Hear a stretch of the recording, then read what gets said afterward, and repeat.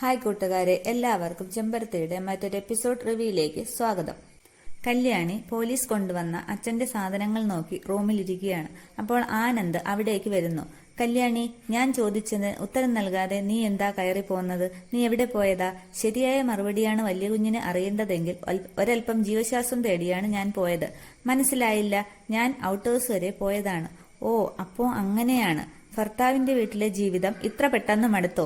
തൃച്ചംബരത്തെ മൂത്ത മരുമകൾ എന്ന വലിയ പദവി ഇത്ര വേഗത്തിൽ ഉപേക്ഷിക്കുന്നത് വലിയ നാണക്കേടാണല്ലോ. അതോ അമ്മായിയമ്മയുടെ സ്നേഹത്തിന് മടുപ്പ് തോന്നി തുടങ്ങിയോ? എന്താ നീ ഒന്നും മിണ്ടാത്തത്? അപ്പോൾ കല്യാണി പറയുകയാണ്, ഇവിടേക്ക് വരാനുള്ള തീരുമാനം തെറ്റായിപ്പോയി. അപ്പോൾ ആനന്ദ് പറയുന്നു, സന്തോഷം. എന്റെ ഭാര്യയ്ക്ക് ഇപ്പോഴെങ്കിലും ബോധോദയം ഉണ്ടായല്ലോ. ഒരു കാര്യം ചോദിച്ചോട്ടെ, ഇങ്ങോട്ട് വരാനുള്ള തീരുമാനം എടുത്തത് നീ തന്നെയല്ലേ? ഞാനല്ലല്ലോ. അനുഭവിക്ക്. വലിയ കുഞ്ഞിനെ ജീവനെപ്പോലെ സ്നേഹിക്കുന്ന അഖില മാഡത്തിനെ വിഷമിപ്പിക്കേണ്ട എന്ന് മാത്രമേ ഞാൻ കരുതിയുള്ളൂ. അപ്പോൾ ആനന്ദ് പറയുന്നു, അത് നിന്റെ സന്മനസ്. പക്ഷേ ആ സന്മനസ് എന്റെ അമ്മയ്ക്കില്ല. ഈ കാണുന്ന എന്റെ അമ്മ മനസ്സുകൊണ്ട് നിന്നെ 100% വെറുക്കുന്നവരാ. അതെനിക്ക് നന്നായിട്ടറിയാം. പക്ഷേ നിനക്കത് അറിയില്ല. അതാണ് നമ്മൾ തമ്മിലുള്ള വ്യത്യാസം. നീ ഇപ്പോഴും തൃച്ചംബരത്ത് അഖിലാണ്ടേശ്വരിയെ പഴയതിലും കൂടുതൽ സ്നേഹിക്കുന്നു, വിശ്വസിക്കുന്നു. ആർട്ടിഫിഷ്യലായിട്ടുള്ള ആ സ്നേഹത്തിനു മുന്നിൽ നീ സ്വയം മറന്നു മയങ്ങി. അച്ഛൻ ഇടയ്ക്ക് പറയാറുള്ള ഒരു പഴഞ്ചൊല്ലുണ്ട്, മിന്നുന്നതെല്ലാം പൊന്നല്ല എന്ന്. പൊന്നെന്ന് കരുതി നമ്മൾ ചെന്ന് തൊടുന്നത് പലതും കാക്കപ്പൊന്നാണ്. അപ്പോൾ കല്യാണി പറയുകയാണ്, അനിയൻകുട്ടന്റെ കാര്യത്തിലാണ് എനിക്ക് കൂടുതൽ വിഷമം. അവനിവിടെ പലപ്പോഴും വല്ലാതെ ഒറ്റപ്പെടുന്നത് പോലെ. അപ്പോൾ ആനന്ദ് പറയുകയാണ്, ഈ വരും വരായികളൊക്കെ ചിന്തിച്ചിട്ട് തന്നെയാണ് ഇങ്ങോട്ടുള്ള വരവ് ഞാൻ വേണ്ടാന്ന് വെച്ചത്. അപ്പോ നിന്റെ ഒരു വിശാല മനസ്സ്. നമുക്ക് ജനിക്കാൻ പോകുന്ന കുഞ്ഞ് നമ്മുടെ അച്ഛന്റെയും അമ്മയുടെയും ലാളനയേറ്റു തന്നെ വളരണം. അങ്ങനെ ഒരു അന്തരീക്ഷത്തിൽ വേണം അവൻ ജീവിക്കേണ്ടത്. ഇങ്ങനെയൊക്കെയല്ലേ നീ പറഞ്ഞത്? അങ്ങനെ ഉണ്ടാവുമെന്ന് നിനക്കിപ്പോൾ തോന്നുന്നുണ്ടോ? അനിയൻകുട്ടൻ പലപ്പോഴും ഇവിടെ ഒറ്റപ്പെടും. എനിക്കോ നിനക്കോ അവനെ ശ്രദ്ധിക്കാൻ പറ്റിയെന്ന് വരില്ല. മാത്രമല്ല, തൃച്ചംബരത്തിന്റെ ശാപമായ 1-2 അവതാരങ്ങൾ ധൂമകേതുവിനെ പോലെ ഇതിനകത്ത് കിടന്ന് ചുറ്റുന്നുമുണ്ട്. ആ ഇളയമ്മയും ജയന്തിയും അവരെയൊന്നും ഈ അമ്മ നിലയ്ക്ക് നിർത്തില്ല. അവരോട് ഏറ്റുമുട്ടാനുള്ള സംസ്കാരമല്ല നിന്റെ അനിയൻകുട്ടന്. ഇതൊക്കെ പ്രശ്നമാകും. കല്യാണി, കുരുക്ക് മുറുകുന്നതിന് മുമ്പ് ഇവിടെ നിന്ന് രക്ഷപ്പെടാൻ പറ്റുമോന്ന് നോക്ക്. ഞാൻ തയ്യാറാണ്. വലിയ കുഞ്ഞേന്ന് കല്യാണി വിളിക്കുമ്പോൾ ആനന്ദ് പറയുന്നു, പാവം അച്ഛനെയും അരവിന്ദിനെയും ഒക്കെ പറഞ്ഞു മനസ്സിലാക്കാവുന്നതേയുള്ളൂ. അപ്പോഴാണ് ആനന്ദ് മേശപ്പുറത്തിരിക്കുന്ന സാധനങ്ങൾ കാണുന്നത്. ആനന്ദ് എഴുന്നേറ്റ് ചോദിക്കുകയാണ്, ഇത് ദാസേട്ടന്റെ അല്ലേ? ഈ പേഴ്സും ഒക്കെ ഇതെന്തിനാ ഔട്ട് ഹൗസിൽ നിന്നെടുത്ത് ഇങ്ങോട്ട് കൊണ്ടുവന്നത്? അച്ഛനെ കുറിച്ചുള്ള നല്ല ഓർമ്മകൾക്കായിരുന്നെങ്കിൽ ഇത് എടുക്കരുതായിരുന്നു. ഇത് ആ ഔട്ട് ഹൗസിൽ തന്നെ ഇരിക്കുന്നതായിരുന്നു നല്ലത്. ഇത് കാണുന്തോറും മനസ്സിന്റെ വിഷമം കൂടുകയല്ലേ ഉള്ളൂ. പ്രത്യേകിച്ച് ഈ പരിസരത്തേക്ക് ഇതൊക്കെ എടുത്തുകൊണ്ടുവന്നാൽ ആ ആത്മാവിന് പോലും ശാന്തി കിട്ടില്ല. ഒരു കാര്യം ഞാൻ പറയാൻ കല്യാണി, വൈകിട്ടില്ല. ഇപ്പോഴും തീരുമാനമെടുക്കേണ്ടത് നീ തന്നെയാണ്. ആലോചിക്ക്. അതിനുശേഷം ആനന്ദ് അവിടെ നിന്നും പോകുന്നു. പിന്നീട് കാണിക്കുന്നത് രാജേശ്വരിയാണ്. രാജേശ്വരി റൂം ലോക്ക് ചെയ്തതിനു ശേഷം പ്രിയങ്കയെ ഫോൺ വിളിക്കുന്നു. രാജേശ്വരി പറയുന്നു, ഹലോ പ്രിയങ്ക, അജ്ഞാതവാസം അവസാനിപ്പിക്കേണ്ടി വരികയാണ്. അല്ലെങ്കിൽ അണിരിക്കുന്ന മുഖം മൂടി ആനന്ദും കൂട്ടരും കൂടി വലിച്ചഴിക്കും. എന്തുപറ്റി ആന്റി എന്ന് പ്രിയങ്ക ചോദിക്കുമ്പോൾ രാജേശ്വരി പറയുന്നു, ആ ആനന്ദിനെ ഇങ്ങോട്ട് വിളിച്ചു വരുത്തിയത് തെറ്റായി പോയി എന്നാണ് എനിക്ക് തോന്നുന്നത്. കാര്യം വിശദമായിട്ട് പറയൂ ആന്റി. ആനന്ദ് ഞാൻ കരുതുന്നതിനുമൊക്കെ അപ്പുറത്താണ്. അവന്റെ മുൻപിൽ അഭിനയിച്ചു നിൽക്കാൻ വലിയ പ്രയാസമാണ്. ഹാ, കൊള്ളാം. ആദിപരാശക്തിയുടെയും അന്നപൂർണേശ്വരിയുടെയും പര്യായപദമായ രാജരാജേശ്വരി ഇങ്ങനെ പതറാൻ തുടങ്ങിയാലോ എന്ന് പ്രിയങ്ക ചോദിക്കുന്നു. അതല്ല പ്രിയങ്ക, അഖിലാണ്ടേശ്വരി അന്ന് ആഴ്ചതോറും MRI സ്കാനിങ്ങിന് വേണ്ടി പോകണമെന്ന് ഡോക്ടർ പറഞ്ഞത് നിനക്ക് ഓർമ്മ? അതും തൃച്ചംബരത്ത് അഖിലാണ്ടേശ്വരി സ്പോൺസർ ചെയ്ത് പഠിപ്പിച്ച ഡോക്ടർ. കള്ളി വെളിച്ചത്താകാനുള്ള എല്ലാ സാഹചര്യവും ആയില്ലേ? സ്കാനിങ് എങ്കിൽ സ്കാനിങ്. ആന്റി ധൈര്യപൂർവ്വം പോ. നീ എന്താ പ്രിയങ്ക ഈ പറയുന്നത്? ആ ഒരൊറ്റ MRI സ്കാനിങ്ങിൽ തെളിയും ഞാൻ അഖിലാണ്ടേശ്വരി അല്ല എന്നുള്ളത്. എന്റെ തലയിൽ ഒരു ക്ലോട്ടിങ്ങും ഇല്ല. രാജരാജേശ്വരി ആന്റിക്കും പേടിയായോ എന്ന് പ്രിയങ്ക ചോദിക്കുമ്പോൾ, പേടിയായിട്ടൊന്നും അല്ല പ്രിയങ്ക, ലക്ഷ്യം നിറവേറ്റാനായില്ലെങ്കിൽ യുദ്ധം ചെയ്തിട്ട് എന്ത് പ്രയോജനം? ഏറ്റെടുത്ത ജോലി പൂർത്തിയാകാതെ പാതി വഴിക്ക് മടങ്ങേണ്ടി വരിക എന്ന് പറഞ്ഞാൽ എനിക്ക് ആത്മഹത്യ ചെയ്യുന്നതിന് തുല്യമാണ്. അപ്പോൾ പ്രിയങ്ക പറയുകയാണ്, ആന്റി ദൗത്യം പൂർത്തിയാക്കും. ലക്ഷ്യം നിറവേറുക തന്നെ ചെയ്യും. ശത്രു സംഹാരവും നടത്തും. അപ്പോൾ രാജേശ്വരി ചോദിക്കുകയാണ്, ഈ സ്കാനിംഗ് എങ്ങനെ മറികടക്കും? അപ്പോൾ പ്രിയങ്ക പറയുകയാണ്, പരകായ പ്രവേശനം നടന്ന ആ ഹോസ്പിറ്റലിൽ എല്ലാം നമ്മുടെ ആളുകളാണെന്ന് പറയേണ്ട ആവശ്യമില്ലല്ലോ. ആന്റി ധൈര്യമായിട്ട് പോ. എന്നാ പിന്നെ ഞാൻ ഫോൺ വെക്കട്ടെ. അതിനുശേഷം പ്രിയങ്ക ഫോൺ കട്ട് ചെയ്യുന്നു. രാജരാജേശ്വരി സന്തോഷത്തോടെ നിൽക്കുന്നു. പിന്നീട് പ്രിയങ്ക വേറെ ആരെയോ ഫോണിൽ വിളിക്കുകയാണ്. അതിനുശേഷം കാണിക്കുന്നത് ഹോസ്പിറ്റലിലാണ്. ഹോസ്പിറ്റലിൽ രാജേശ്വരിയും അരവിന്ദും നന്ദനയും ആനന്ദും കൂടി പോവുകയാണ്.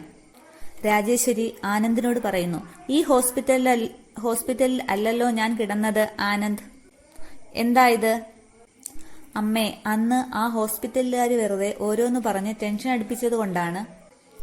അതുകൊണ്ട് ഹോസ്പിറ്റലിലൊന്ന് മാറി കാണിക്കാമെന്ന് വിചാരിച്ചു.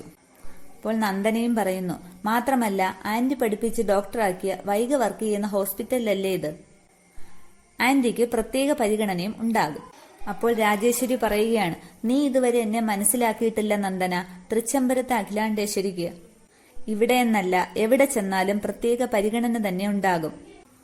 അപ്പോൾ അരവിന്ദ് പറയുന്നു, അമ്മ ഇത് സൂപ്പർ സ്പെഷ്യാലിറ്റി ഹോസ്പിറ്റലാണ്. ഇവിടെയുള്ള എല്ലാ ഡോക്ടേഴ്സിനും ഉന്നത ബിരുദം ഉള്ളവരാണ്.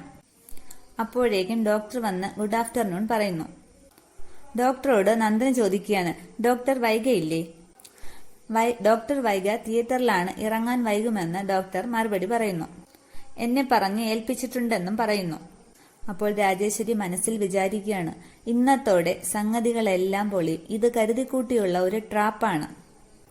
അങ്ങനെ ആലോചിച്ച് നിൽക്കുന്ന രാജേശ്വരിയോട് നന്ദന ചോദിക്കുകയാണ്, ആന്റിക്ക് എന്താ ഒരു ടെൻഷൻ? ഒന്നുമില്ല, സ്കാൻ ചെയ്യുമ്പോൾ ഒന്നും കാണില്ല. ഈ ടെൻഷനൊക്കെ അങ്ങ് മാറും. അപ്പോൾ ഡോക്ടറും പറയുകയാണ്, അതെ മാഡം, ടെൻഷനൊന്നും വേണ്ട, വരൂ. അങ്ങനെ ഡോക്ടർ എല്ലാവരെയും കൂട്ടി അകത്തേക്ക് പോകുന്നു. കുറുപ്പേട്ടൻ പുറത്തു തന്നെ നിൽക്കുകയാണ്. അതിനുശേഷം കുറുപ്പ് തന്റെ കയ്യിലിരുന്ന ഫോണല്ലാതെ വേറൊരു ഫോൺ എടുത്ത് അതിലേക്ക് തന്നെ നോക്കുന്നു. ഡോക്ടർ രാജേശ്വരിയോട്, വരൂ മാഡം, ഇവിടെ കിടക്കാം, കിടന്നോളൂ. പക്ഷെ കിടക്കാതെ രാജേശ്വരി സംശയിച്ചു തന്നെ നിൽക്കുകയാണ്. ആനന്ദ് സംശയത്തോടുകൂടി രാജേശ്വരിയെ തന്നെ നോക്കി നിൽക്കുന്നു. അപ്പോൾ നന്ദനമെന്ന് പറയുന്നു, ആന്റി വരൂ ആന്റി എന്ന് പറയുമ്പോഴത്തേക്കും രാജേശ്വരി കട്ടിലേക്ക് കിടക്കുകയാണ്. ആ BP അപ്പാരറ്റസ് എടുക്കാനായി ഡോക്ടർ പറയുന്നു. അതിനുശേഷം ഡോക്ടർ രാജേശ്വരിയുടെ BP പരിശോധിക്കുകയാണ്. അതിനുശേഷം ഡോക്ടർ പറയുകയാണ്, BP ഹൈ ആണല്ലോ, മാഡത്തിന് എന്തെങ്കിലും ടെൻഷൻ ഉണ്ടോ? മാഡം ഒന്ന് റിലാക്സ് ആയാലേ BP കൺട്രോൾ ആവുകയുള്ളൂ. അപ്പോൾ ആനന്ദ് ചോദിക്കുകയാണ്, അമ്മേ എന്തുപറ്റി അമ്മേ, എന്താ ടെൻഷൻ? എനിക്കൊന്നുമില്ല, എന്ത് ടെൻഷൻ എന്ന് രാജേശ്വരി മറുപടി പറയുന്നു. അമ്മ ആർ യു ഓക്കെ എന്ന് അരവിന്ദ് ചോദിക്കുന്നു. ഓക്കെ എന്ന് രാജേശ്വരി പറയുന്നു. എന്നിട്ട് ഡോക്ടർ പറയുകയാണ്, ഒന്നുമില്ല, കുറച്ചു നേരം മനസ്സിനെ ഒന്ന് ശാന്തമാക്കൂ. BP ഓട്ടോമാറ്റിക്കായിട്ട് കുറയും. മാഡം കുറച്ചുനേരം ഒന്ന് കിടക്കട്ടെ, ശരിയെന്നും പറഞ്ഞ് ഡോക്ടർ അവിടെ നിന്നും പോകുന്നു. എന്നിട്ട് നന്ദന പറയുകയാണ്, ആന്റി ഇങ്ങനെ ടെൻഷനായിട്ട് കണ്ടിട്ടില്ലല്ലോ. എന്തു പറ്റി? What happened? ഒന്നുമില്ല എന്ന് പറഞ്ഞില്ലേ? ഈ ഹോസ്പിറ്റൽ വന്നാൽ ഇങ്ങനെയാണ്, കുറച്ചു നേരം ഒന്ന് റെസ്റ്റ് എടുക്കട്ടെ എന്ന് രാജേശ്വരി പറയുമ്പോൾ ഓക്കെ റിലാക്സ് എന്ന് നന്ദന പറയുന്നു. ടേക്ക് റെസ്റ്റ് എന്നും പറഞ്ഞ് ആനന്ദ് അരവിന്ദിനെയും നന്ദനെയും കൂട്ടി പുറത്തേക്ക് പോകുന്നു. എല്ലാവരും റൂമിൽ നിന്ന് പോയതിനു ശേഷം രാജേശ്വരി കട്ടിൽ നിന്നും ചാടി എണീറ്റ് പെട്ടെന്ന് ടെൻഷനോടുകൂടി പ്രിയങ്കയെ ഫോൺ ചെയ്യുകയാണ്. ഫോൺ എടുത്ത പ്രിയങ്ക ചോദിക്കുന്നു, ഹലോ ആന്റി ഇതെവിടെയാണ്? ഇത്ര നേരമായിട്ടും ഹോസ്പിറ്റലിൽ എത്തിയില്ലേ? ഹോസ്പിറ്റലിലൊക്കെ എത്തി, പക്ഷേ നീ പറഞ്ഞ ഹോസ്പിറ്റലിലല്ല, മറ്റൊരു ഹോസ്പിറ്റൽ. വേറെ ഹോസ്പിറ്റലോ? അതെ, സിറ്റി ഹോസ്പിറ്റൽ. ആനന്ദിന്റെ അതിബുദ്ധിയാണിത്. അവൻ എന്തൊക്കെയോ സംശയം തോന്നിയിട്ടുണ്ട്. ഇവിടെ സ്കാൻ ചെയ്താൽ എല്ലാം പൊളിയും. എന്തെങ്കിലും ഉടനെ ചെയ്തേ പറ്റൂ. തൃച്ചംബരത്ത് അഖിലാണ്ടേശ്വരി സ്പോൺസർ ചെയ്ത ഒരു പെൺകുട്ടി ഇവിടെ ഡോക്ടറായിട്ട് ജോയിൻ ചെയ്തിട്ടുണ്ട്. അവളാ എന്നെ ഇങ്ങോട്ടത്തേക്ക് എഴുന്നള്ളിച്ചത്. അപ്പോൾ പ്രിയങ്ക പറയുകയാണ്, സിറ്റി ഹോസ്പിറ്റലിലാണെങ്കിൽ എല്ലാം ആനന്ദിന്റെ പരിചയക്കാരാണ്, സൂക്ഷിക്കണം. ആന്റി എത്രയും വേഗം അവിടെ നിന്ന് എന്തെങ്കിലും പറഞ്ഞ് രക്ഷപ്പെടാൻ നോക്ക്. അപ്പോൾ രാജേശ്വരി പറയുകയാണ്, ദേ നീ കാരണമാണ് ഞാൻ ഹോസ്പിറ്റലിലേക്ക് ഇറങ്ങി പുറപ്പെട്ടത്. എന്നിട്ടിപ്പോ ഛേ എന്നും പറഞ്ഞ് രാജേശ്വരി ഫോൺ കട്ട് ചെയ്യുന്നു.